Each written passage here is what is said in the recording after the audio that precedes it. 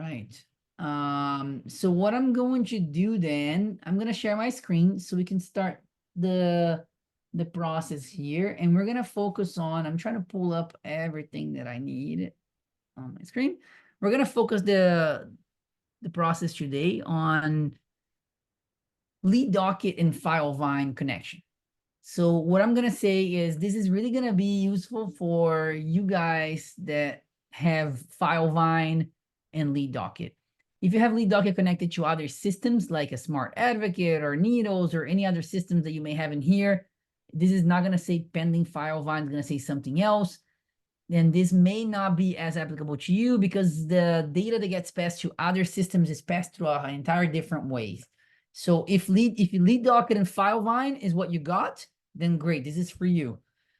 The first thing that I would want to say is the ways that Lead Docket and Filevine are connected. There's basically, I'm going to break it down into 3 different areas.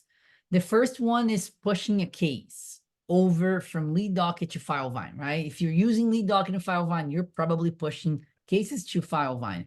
And what that means is you're going to do a pending Filevine, you can post your Filevine button right here.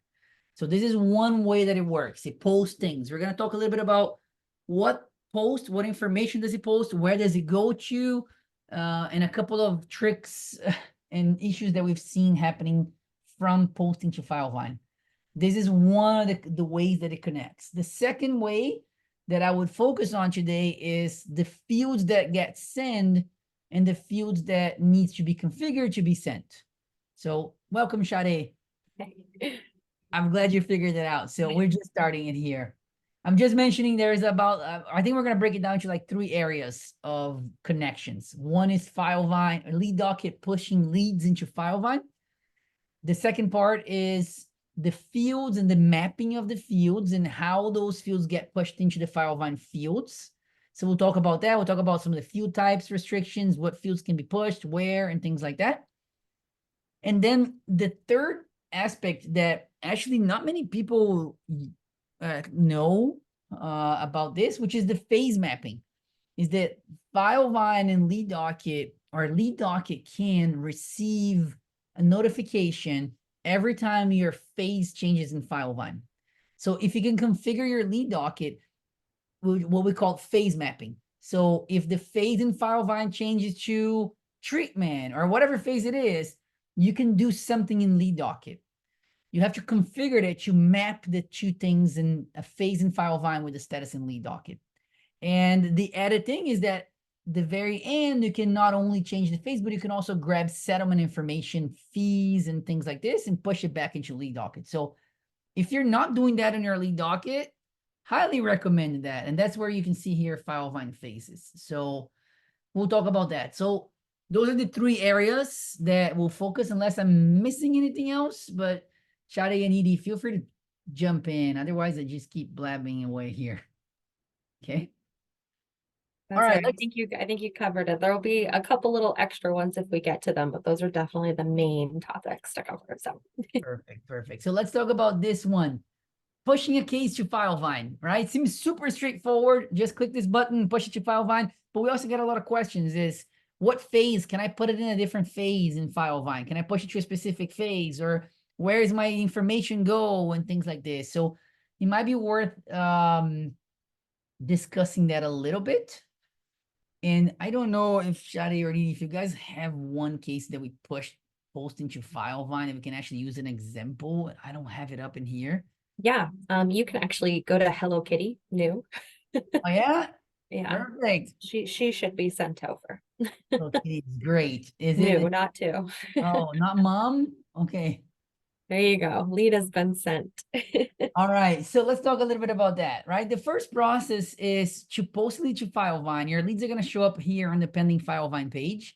By the way, you see this message. Nobody reads it. And we get this question all the time. It's like, well, what can I make it here? Why is this lead here? I don't want to push it. It's in a different status.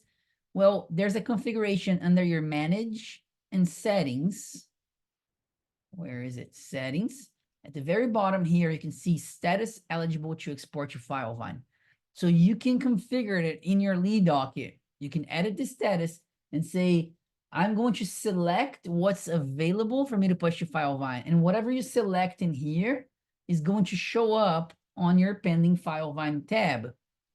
So if you have things, that's one thing that I see a lot. If you have, well, we never push, for example, referred sign up. I don't want to push a Filevine, and they're all clogging my list in here, and I don't know what to do with them.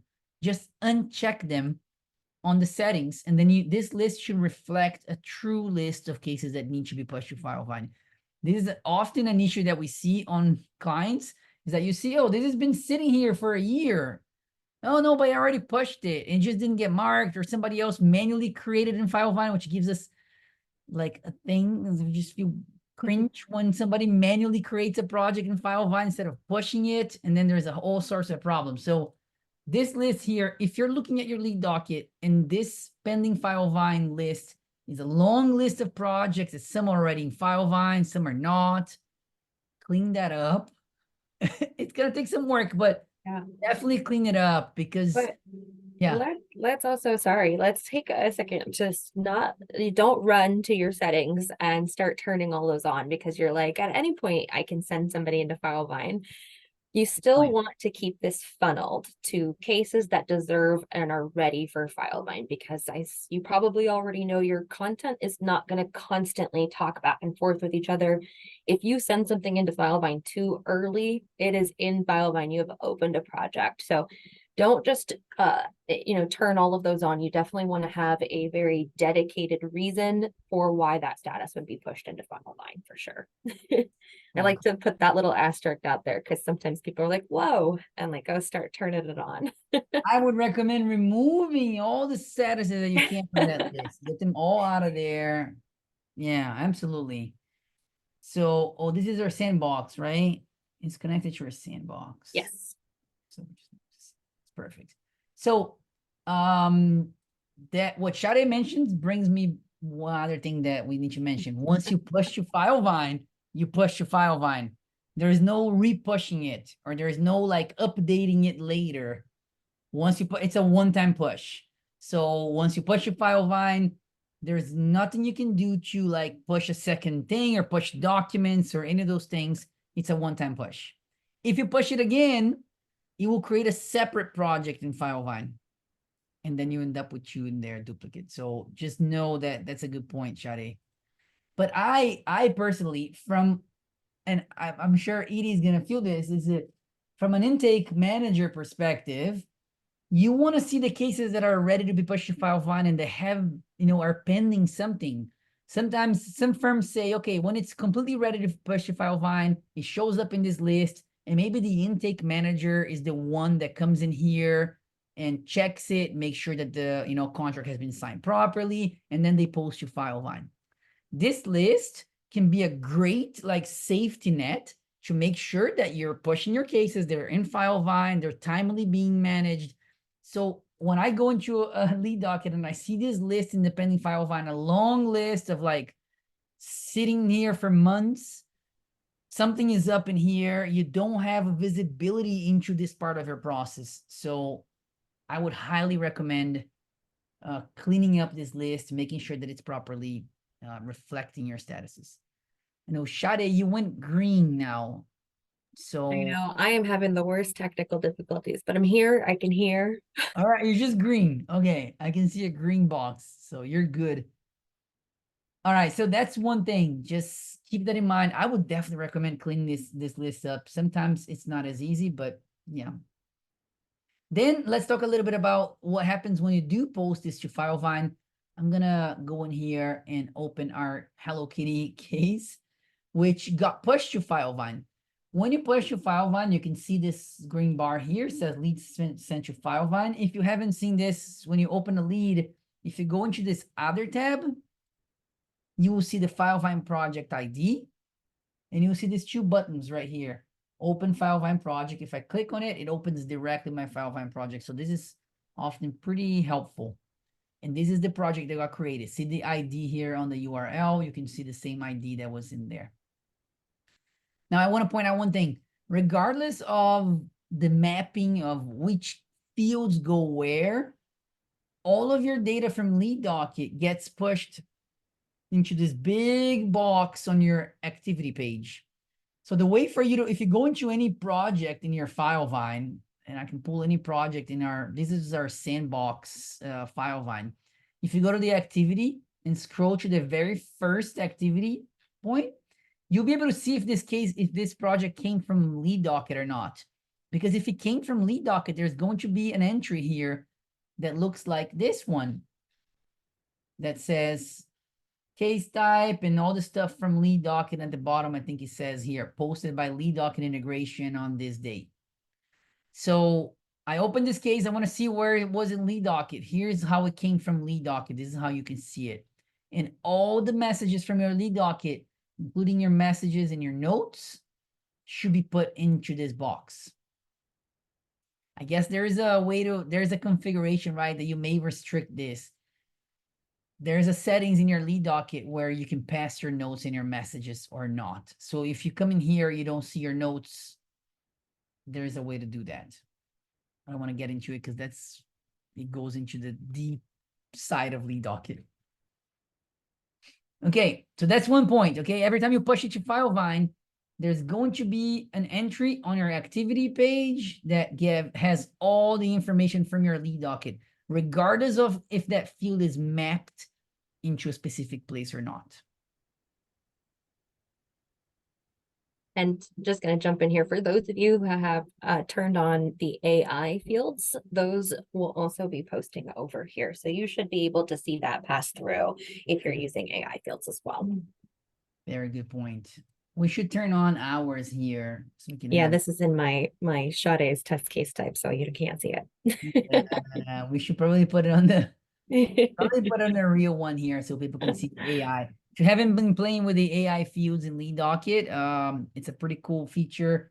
I think it's available to everybody now, right? So everybody has access to it. You have to opt in, you have to like request it, but it's a pretty cool feature in here. I think this is also a good time to go ahead and take a look at the Filevine project again, the Hello Kitty.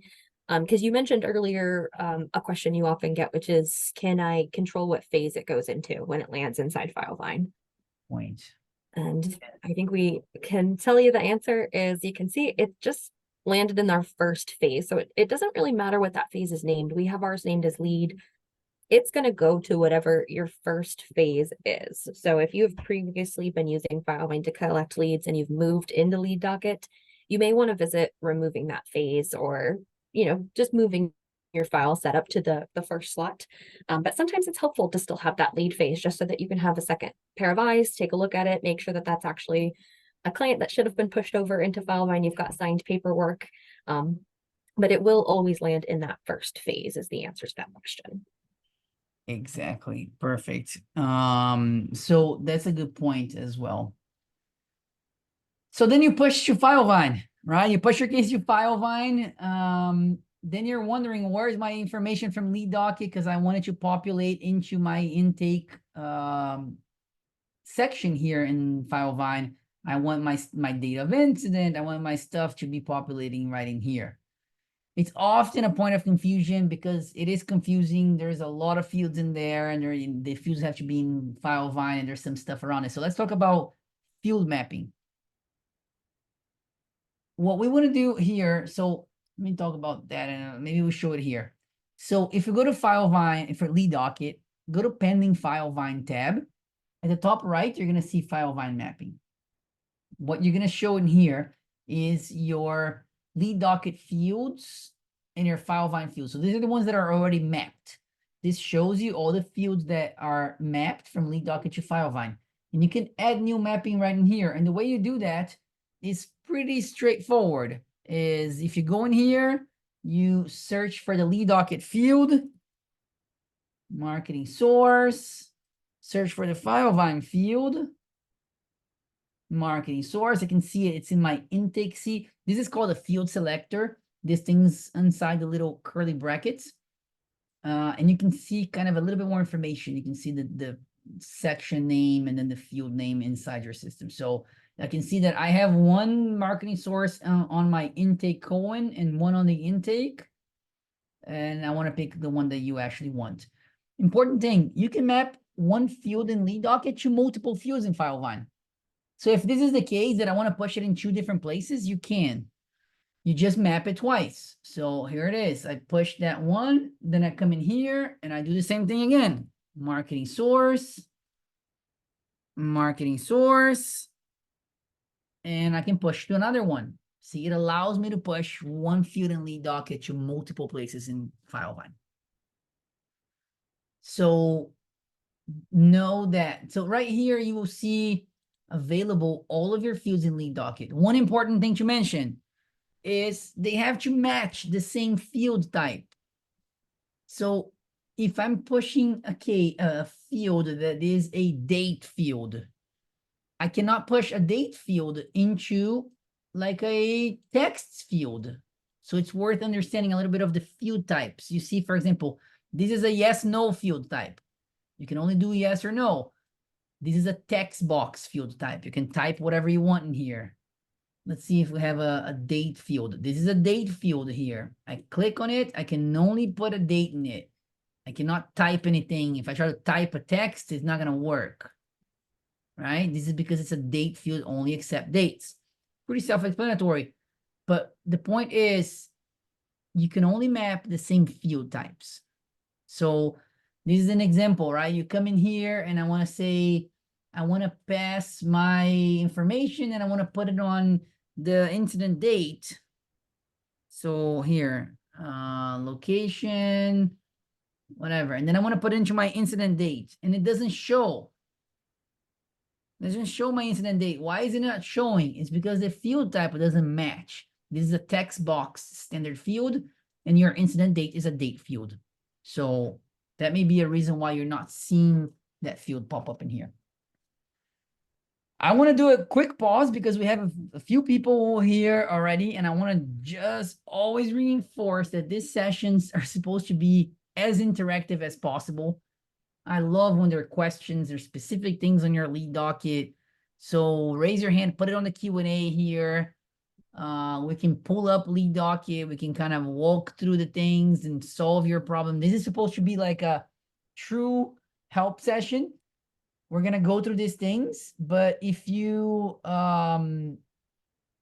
send questions, that makes it a lot more impactful for you to like actually get something solved today. So if you're looking at your Lead Docket, for example, here, I've got one right now that came in from Derek. If you don't see this Filevine phases in your Filevine mapping, great question. Do it, Sade. I think you're answering this. Oh, I was just gonna mark it as being answered so that it would record it. But all right. So if you're not seeing this Filevine phases, you have to request it to be turned on. Or I don't know if you can have Shadi. I think they requested through Filevine, right? Or through Lead Docket.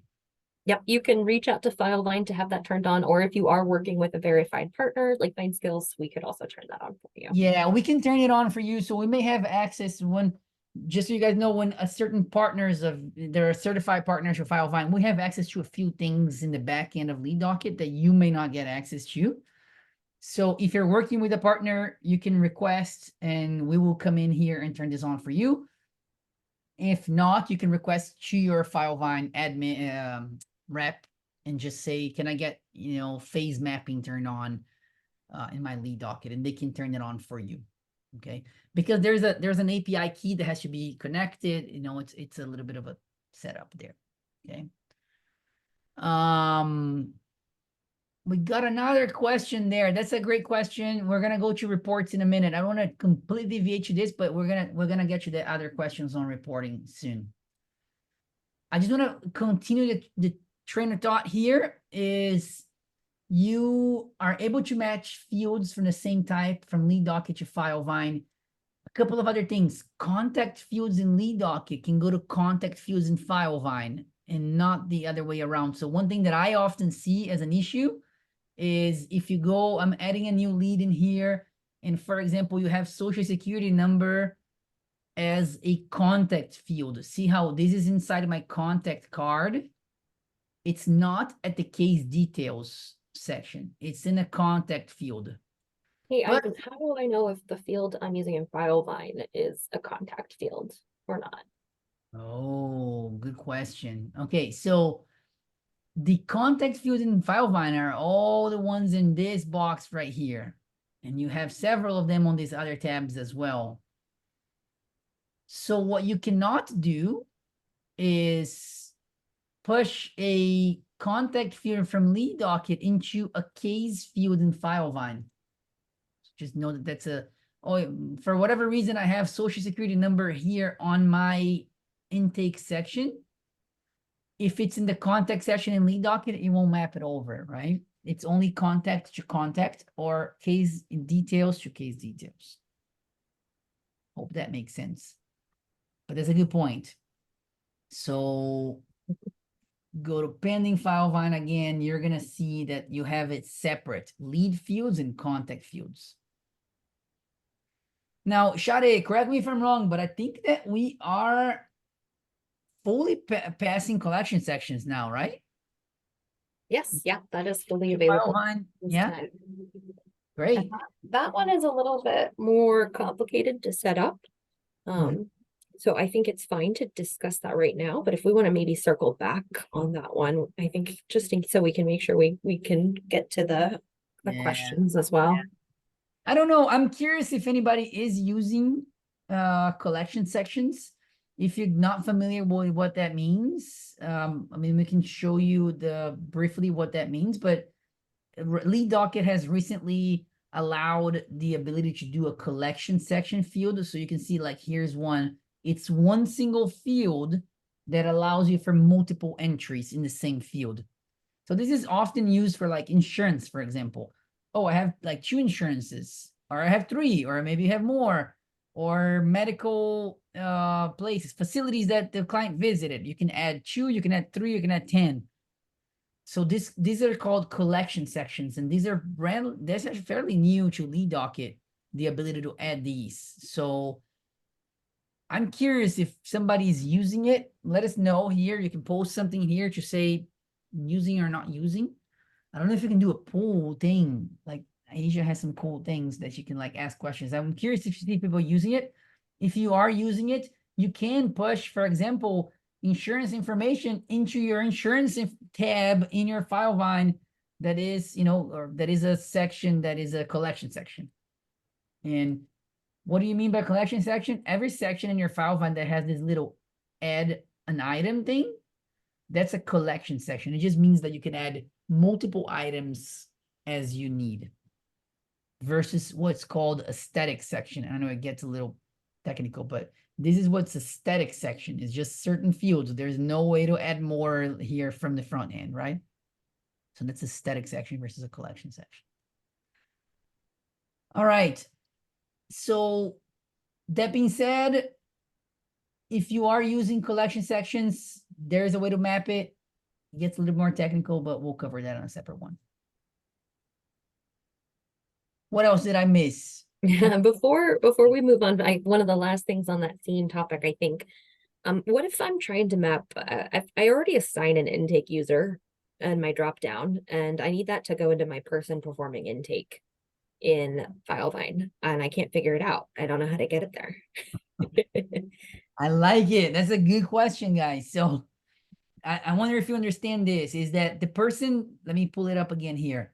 The person from Lead Docket that is performing your intake, right? That person performing intake that you have at the very bottom of a lead, assigned to intake right here, Shade, Pete. I need to pass this person into my Filevine where it says person performing intake right here. I wonder why it didn't pass. I probably don't have it mapped properly. And this is a person field, and the other one is a person field too. So what we want to do, there's like a little bit of a trick here, which is in your Filevine mapping, you want to use a code. So I'm going to type here, intake. See how it says assign to intake, list standard view? You want to use the assign to intake code. What this means is using the contact code to post it into a contact field. If you want to post it into a text field, you can use this top one. If you want to post it into a person field, you can use this bottom one. And if I use an intake code, might as well do it Person performing intake. See how it shows up in here? Boom, done. If I post a case right now, then that person performing intake gets already assigned in here. Good question, Shade.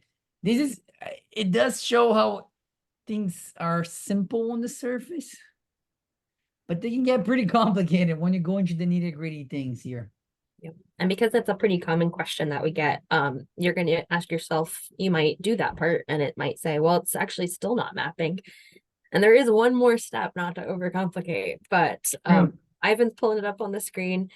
Because we're referencing a code, what's that code? How do I get that code? So we need to go into our users and associate that code. And it's not something that you have to go find and search.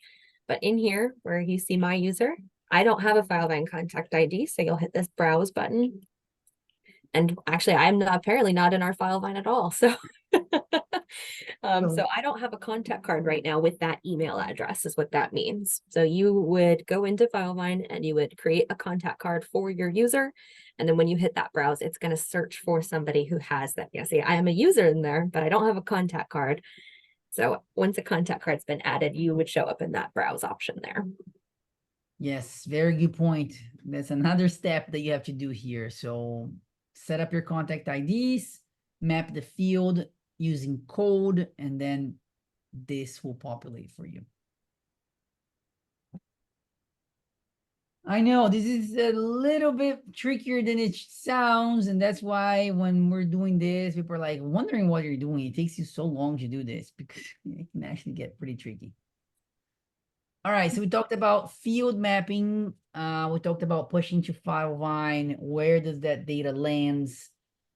I don't know if we need to talk about documents. Maybe just talk briefly about documents. I know we have some like tricks around this, but yeah, all the documents. Yeah. Sorry to interrupt. I do want to go ahead and answer the question because it's I think it's a pretty straightforward. So I just want you to correct me if I'm wrong, but scheduled reports at the moment are limited to sending daily and weekly. They don't have a monthly option just yet. So you can send a report for the previous month or the current month, but it is going to send on a weekly or daily basis, not on a monthly basis. So that's what he's showing you here, our date range. Our date range could be for last month, but our send interval, it is going to send weekly. So you would want to disregard, 3 out of 4 of those reports if you really only wanted to see it once a month. That's a good point. Yeah, thank you, Shade. Let's answer that one. Does that make sense? I hope that makes sense for the question we had. So unfortunately, yeah, there is no way. Yeah, if the week is split into 2 months, that's a good point. So this date range trumps the time that this runs. So if I run this report on the 20th of this month, or the 5th, or the 10th, or any time that I run this report, is going to run for November. It's not going to run up until today. It's only going to run from November 1st to November 30th, regardless of when you have to do it. You don't have to run manually, no. So if you set this up here, let's kind of walk through this process. The way to set up a report, first you have to set up an actual report and save the report, right? So the way to, let's kind of walk briefly through this because that's a good feature. You're going to go in here into your leads report, set up the report that you want, right? Maybe I want to see my sign up cases. You don't really have to care about this date as much, but I want to see my sign up cases only for my MVA or bankruptcy. Okay, that's my report. This is my sign up bankruptcy case. I'm gonna save this report. Sign bankruptcy cases. I can share with other people or not. I'm gonna save it. Once I save this report, then I go into reports and schedule reports. Now, what you want to do is you want to add a new one. I'm going to say again here, my signed bankruptcy. And I'm going to pull the ones that I want here. Signed bankrupt. I just created this report. The recipient can be whoever wants to be in here. And then the date range is going to be last month. I'm going to send it at 8 a.m. And I want to send it weekly on Mondays. Okay, so let's walk through this. If you do that, you will get one report next Monday that is going to be for last month. And then the following Monday, you're going to get it for last month as well. So it's always set up for November until it switches to January. So the very first Monday in January, you will get a report for December. You just that the only issue is that you will get a report every week for the previous month. You're gonna get 4 reports for November, and then every week you get 1 report for the previous month. Does that make sense? Yeah, Greg, I do see what you mean, because you're right. If we have this set up to go weekly on Mondays and the last Monday in that month fell on the 24th, you're not going to have the data for the, well, actually no, because it is, again, it's always last month. So Yeah. you would want to pull, the short answer is yes. If you truly on the first of every month want a report sent to you that is only for last month, manually is going to be the better option. But with the way that Ivan has this report set up here is the first Monday of whatever fresh month we're in, it's going to send me all of last month's data or last month's signups here. So you can set it up this way. But yes, truly, if you want to see that report on the 1st of each month or the 30th of each month, then it's going to be best to go in and manually grab that on that day. Hope that makes sense. And yeah. Thank you here, Greg, for that question. Because yeah, this is the process to set this up. You may be better off running that manually Now, or setting it up like this. this is a really good time to show that center interval. It says weekly, daily, monthly may not be that difficult of an addition for the product team to add. And there is a way for you guys to submit requests with the product team, and they are pretty active in reviewing those. Yes. Ivan, would you mind showing how they could submit that with the product team? Yeah, can you see it? Can you still see on my screen? Yes. Yeah, okay, so it's a very good point. The product team, and we are in touch with them, and Josh reads this through all these. They're super kind of responsive to requests, and it's a really good feature to have. So you can go here at the top right on your question mark, share your feedback, and what's the problem one? You can do monthly. Here, look at that. Monthly year already somebody has clicked this. Just click I want this. There's another one here. I want this. So that might be something that they are aware of, and you can click on it and see like they're waiting for feedback. So you can upvote this, and this gets more attention on their team. So very good point, Shade. Definitely use this because this is they're watching this. It's really cool. All right. Looks like we've got another question also on reporting. Yeah, let's do it. This is supposed to be whatever the Yes. problem is. All right, Derek. I just wanted to export all the lead data to compile in a separate data analysis program. Is there a better way to do that other than creating multiple unique reports that contain all the info and merging them? There's a limit to how many columns you can have on one report. There is a limit to that report now. They're using yeah. I think it's If you don't mind, Derek, would you, what data analysis program are you looking at using? Good question. Because that will be a large fit Domo. Yeah. Oh, okay. So, all right, let me kind of go through this, and somebody stopped me because I'm gonna get too much into the weeds on this thing. Derek, there isn't really a better way to do that to Domo right now, other than the schedule reports that get emailed to your S3 bucket in your Amazon account, right? That's how Domo sets up for Lead Docket users. We have built, I would fail to mention this, we have built that connector. We have built a connector that pulls this data into a dashboard, analyzes that data, and then puts it back into Domo right now, actually. So if you're working with us, Derek, on your Domo, you can reach out and we can talk about how to add all of your intake data into your Domo through a separate tool that we have built. So if you're interested on this, we're happy to talk about this because that is a limitation. You hit a real limitation of Lead Docket. The way that you set up that report to go to Domo is kind of similar to what we're doing here. You add as many columns as you want in it, but you're still limited to some data that you can't get through a report, right? So you can't send your expenses into your Domo. You can get multiple settlements into that Domo. You can get a sum of your settlements. You can't get any of your status updates. So all of your status history for a lead can't get put into a report. Your collection sections may not be pushed. So there's a few limitations to the reporting that you can get out of Lead Docket. What I would recommend is this for the people who have Domo is if you're doing basic reporting in Domo, then build a report in here, put your main data, your statuses, your, basic information that you want, the intake assigned, so you can see like who's assigning, who is signing up. If you're doing basic intake reporting in Domo, this is gonna work. You just set up a report, put the stuff in there, and you'll be okay. If you want to do more advanced reporting, then you're better off looking at another connection in Domo. You can upgrade your Domo to maybe use a separate connection. You can talk to us about pulling into more insightful and more robust data into your Domo.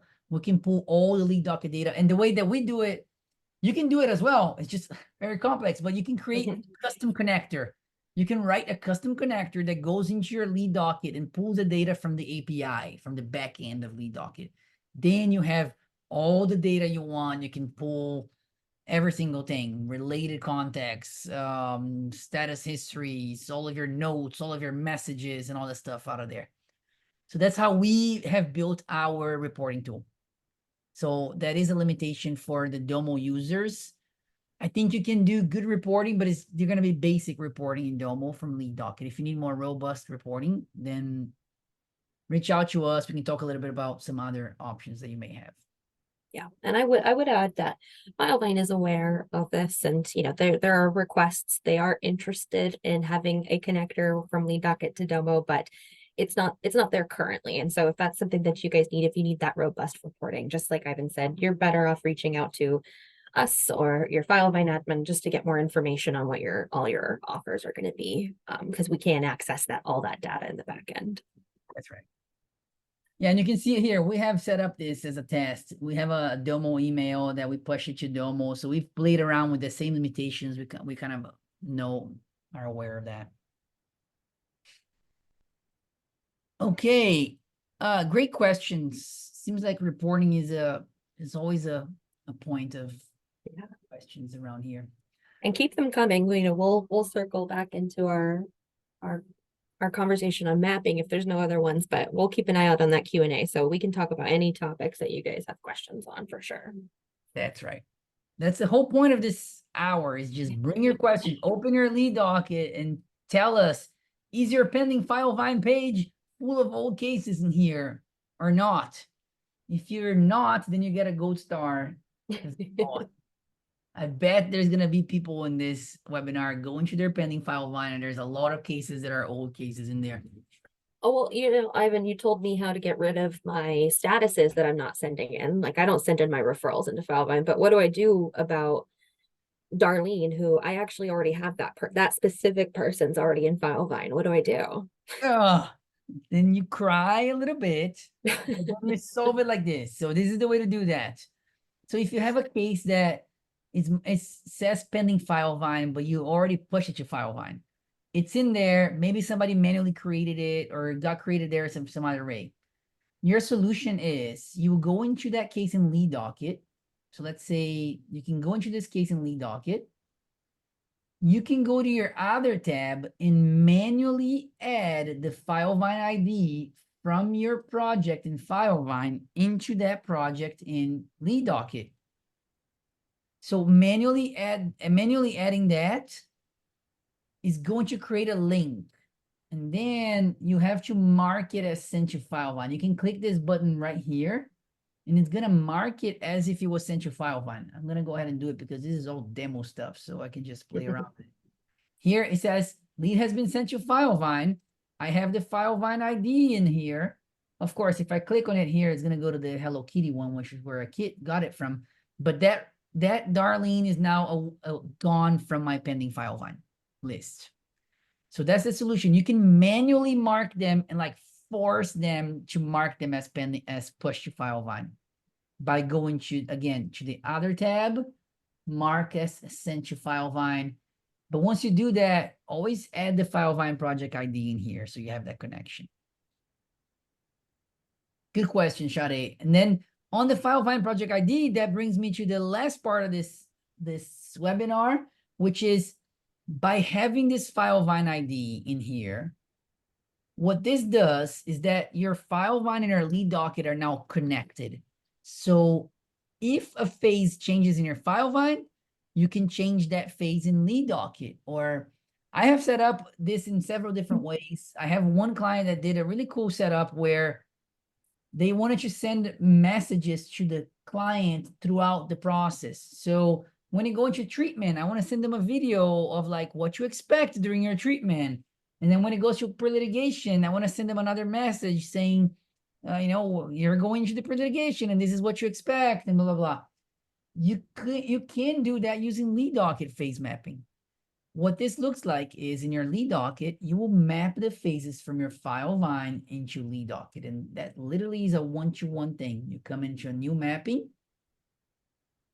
and you say, when my Filevine phase goes to whatever, case review, my lead docket status is going to go to, and you can use a substatus, by the way. So let's see if we have a substatus to this. By doing this, every time your Filevine project changes to this phase, your lead docket lead changes to this phase. And then you can trigger messages, you can trigger tasks, or you can just not do anything about it. And just have that just be the most common use of this is closing the case in lead docket when it's archived in Filevine. If you're not doing this, I highly recommend you do. Regardless of anything else, you map it, your archive phase from Filevine into your close phase in lead docket. And well, there's a couple of good reasons for that, but the first one is you can push your fee information from your settlement back into lead docket. So when you do specifically to the closed phase, you have the chance to select this fee selector, the settlement, the expenses, the notes, and everything into your lead docket. So, which is pretty cool. You bring the fee settlement from your Filevine into lead docket, and that allows you to have really cool average fee numbers for your cases. You can see how much you made for each case type. If you're doing this consistently and well, you can break it down by attorney, by case type. You can see the type, you can even have it associated with your marketing sources. So you can get a true ROI, basically, right? Because you have now your expenses and now you have your return. So you have the revenue that's coming in through that connection to Filevine. And this is all automated. So you set it up.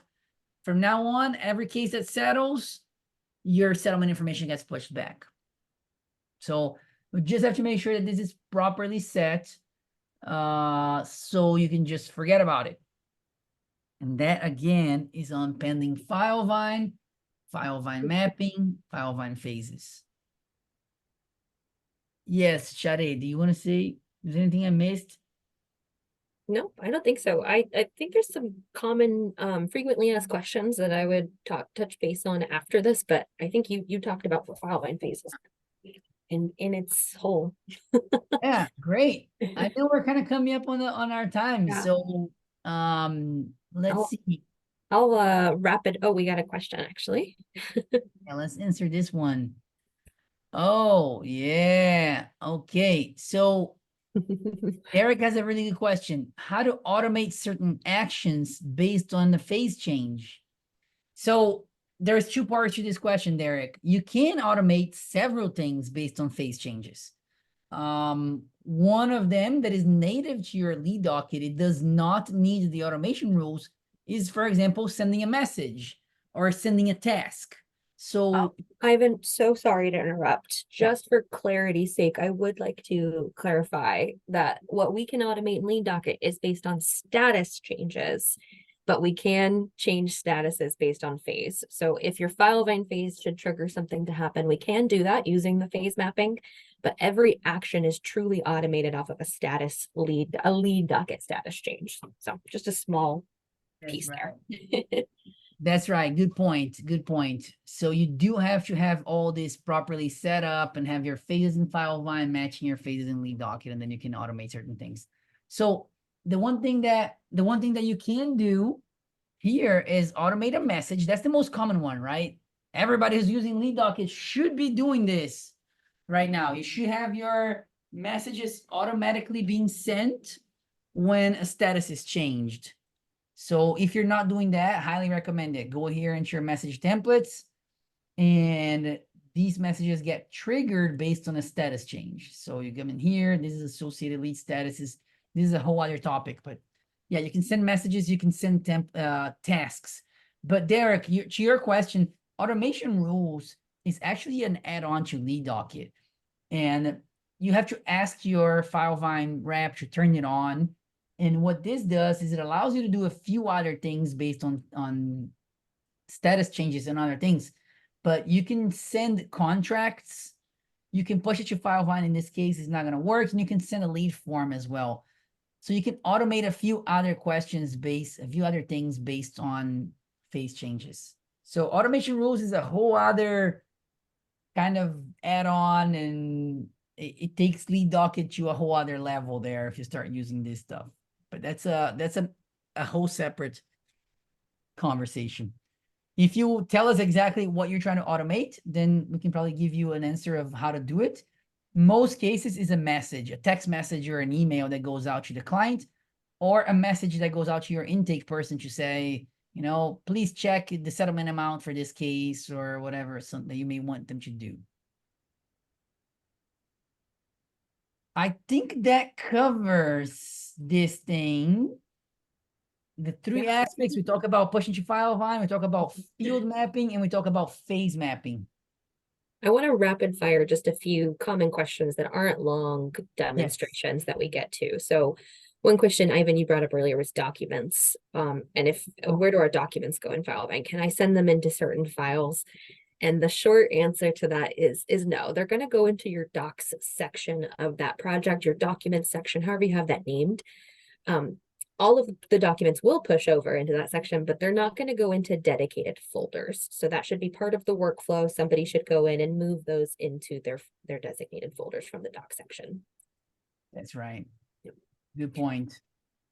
Another frequently asked question is, well, how do I stop when I create that project? Why is the primary my Filevine or Lead Docket integration user?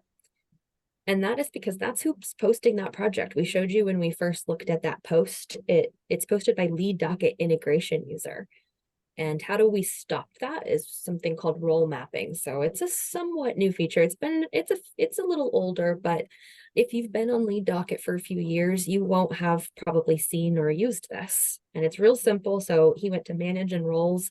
And right here, you can determine which role should push over as my primary, or any other role for that matter. You can see a lot of options. It's going to look inside your Filevine. But the main one that we like to encourage someone set up is who should be the primary on that case when it goes over. And that way it's not going over as your Filevine or Lead Docket integration user. That's right. Normally that's the attorney in most cases, or maybe a paralegal or something. But yeah, your attorney here becomes your primary. And I think we have primary turned off in ours. Oh, just for testing. Yeah. So yeah, you do. So this is what's called role mapping. Good point. I completely missed this one. So. And then the last rapid fire question we got is, everybody keeps saying nothing pushes over after we've already pushed it into Filevine. And it is a single push. There's one exception to that rule. Is when you've pushed a project or a lead over into Filevine, it opens that project. The only information that will continue to push are incoming text messages and emails to that client. So if somebody I'm worried about, Hello Kitty texts us again, and I've already pushed them into Filevine, but they texted us more pictures or they asked us a question, what happens to that? I don't want it to go unseen. Not only will your lead docket staff be notified, but it does push that into the activity section. And you can see here they are on screen. That way the team in Filevine can also see that there's been activity from that lead inside of Lead.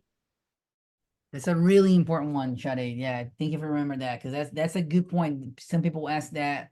I've pushed to Filevine, but what if they text the lead docket number? That's not the Filevine number. What if they text that number? It still gets pushed into your Filevine project. So very good point. That's all of them. Those are the most frequently asked questions that you didn't cover today. So Yeah, that's awesome. We covered a lot. I feel like we covered a lot in here. yes. There are several aspects of that integration that are really good. What else? I think maybe it's worth a quick tip. This is just a tip here for you to see. If you have ever run into an issue of clicking this post to Filevine, I know Shada is gonna feel this. You click this button and you get an error message, a little red box that says like this was not successful. There was an error while pushing that lead. And Ivan, you can actually hit that post Filevine button. It'll work. It'll error for you. Oh, really? But is it gonna create it? No, Okay. I Well, promise you. okay. All right. I'll do it.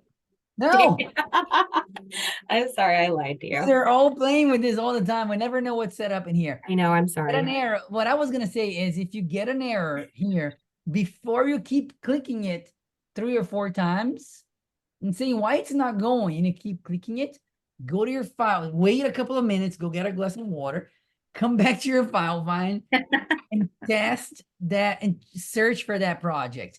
Because what can happen sometimes is there's a delay on that response. You get a response saying it's an error, but the load still sends it and still creates the project in Filevine. We see this often happening.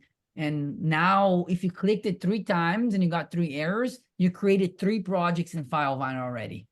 So if you do get an error, before you freak out, take a deep breath, go to Filevine, search for that project. And those are really a temporary thing. It's nothing like, oh, things are broken in here, it's never working. Unless it, errors all the time and it errors every day and for multiple projects, then definitely reach out to somebody. But for the most part, this will, yeah. Sorry, Ivan, keep talking. I had to save face because I promised you that it was going to error out. And here's an example of an error you can get. Thank you. Perfect. That is that's a good error right there. So any red box in the corner indicates an error and you should take a step back.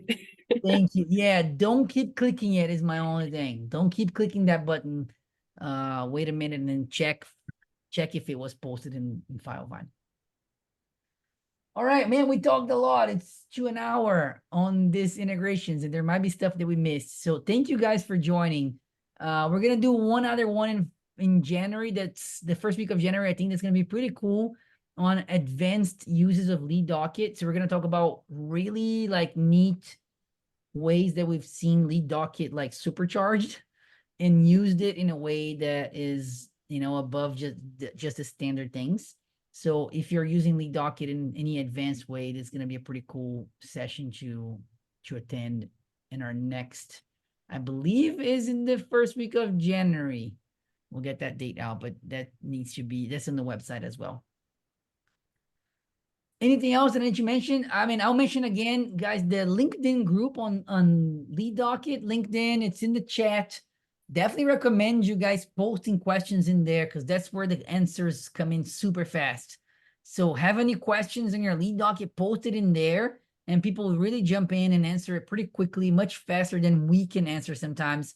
If we get like a past client that wants to ask a question, they write me and I take 2 days to respond sometimes. If you want to get a quick answer, just go to the LinkedIn group and post it in there. And that has a really good support group in there. If nothing else, I'll wrap this up. Thank you, everybody. Thank you, Asia, for setting this up, and Shadi and Edie for joining and helping here. I guess that's it. Thank you, everybody, and we'll see you on our next one.